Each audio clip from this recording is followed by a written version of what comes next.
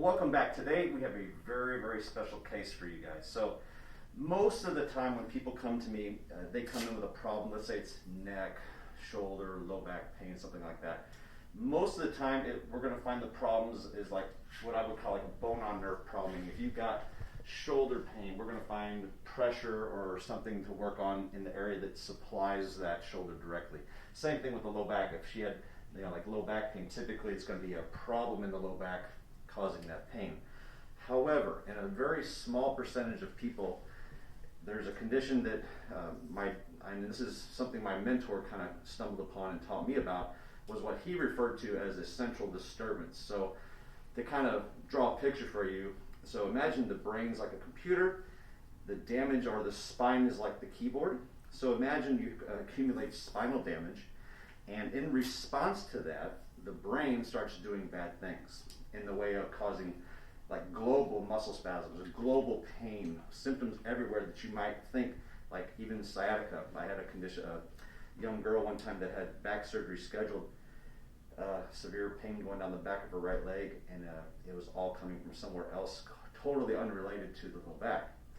So with this young lady here, she was very similar. However, it took us a while to kind of figure that out, because she had so many different aches and pains that were related to things that I could find. So I definitely found, like, she had, well, why don't you just kind of tell us what she was suffering from, and I'll kind of relate that to you. Okay.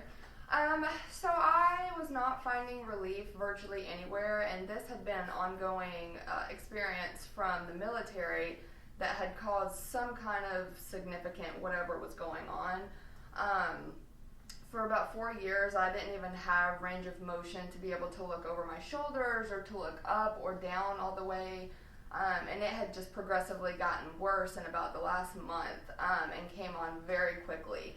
I was having numbness from my elbows to my fingertips completely. I was having numbness go from my knees to my toes, and I was nauseated every single day to the point of some days I wouldn't even eat.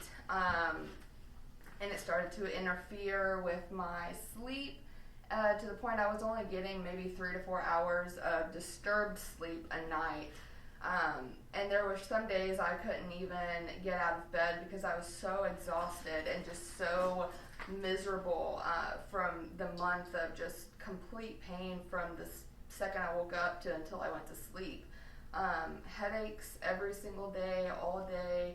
And there were days where I would just cry in my bathroom just trying to find some kind of relief, and nothing would help.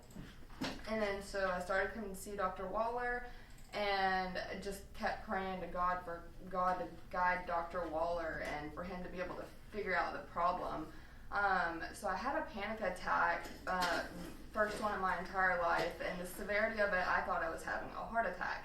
And so the next day I came to Dr. Waller. He worked on me twice with 2 different adjustments, and I felt like a completely new person. One of the first questions I asked was, when can I start distance running again? Because I felt so much better after just a couple of adjustments of once he figured out what it was. And I just couldn't feel any better than I have now in the last 4 years without him adjusting me. It took us a while to come to that because, like I said, even when I checked her today, so with her neck pain and all the things, so I found some spots in her spine that relate directly to the supply for those areas. So when you check people and you find those, that just makes the most sense. That's typically what you work on. So we went down that road for a while, and she just wasn't getting better.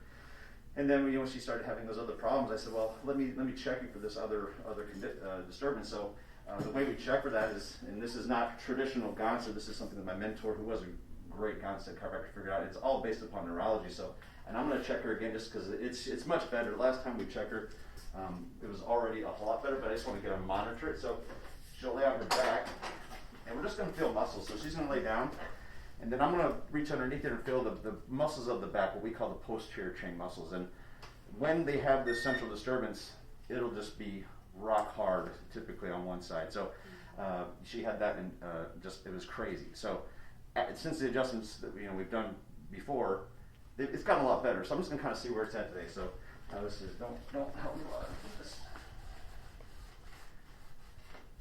Yeah.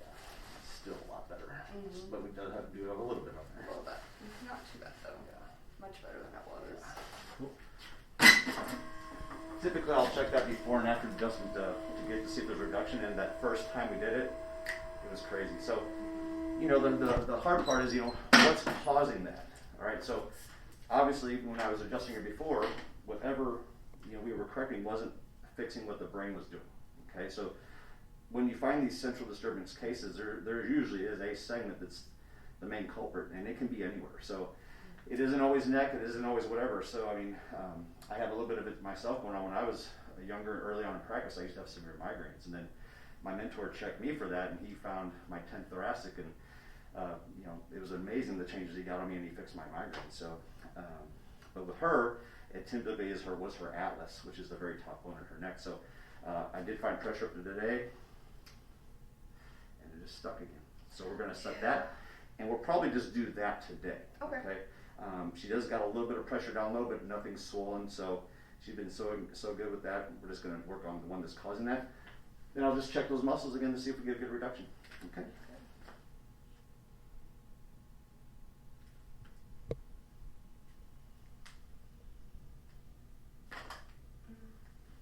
Perfect.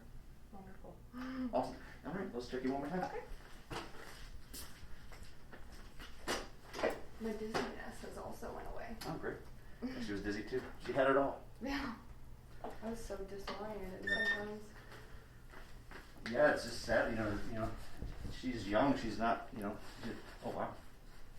That's the best we had yet. Dang. Yeah, all that muscle spasm that we were feeling, it's just completely gone. And like I said, that wasn't because bone on nerve down there, that's because the brain was causing spasms everywhere. And our brain's just complex and magnificent, and it'll do things like that. So you have to have that information to kind of help cases like this. And like I said, they're not common. I was just telling my friend who knows about this stuff as well. I was like, I haven't had a good case like that in years, but she is one of them. So just know that just because you have pain somewhere doesn't mean it's coming from where you think it is. But that's why it's so important to have a chiropractor that will check you from head to toe. In the Gonstead work, you know, we check everyone every single visit. So if your chiropractor is not doing that, you need to find a different one. So I hope that was enlightening. Hopefully maybe you know somebody like that that is suffering and hasn't had help. Well, hopefully you can turn them on to a good Gonstead chiropractor. So until next time, we'll see you then. Bye-bye.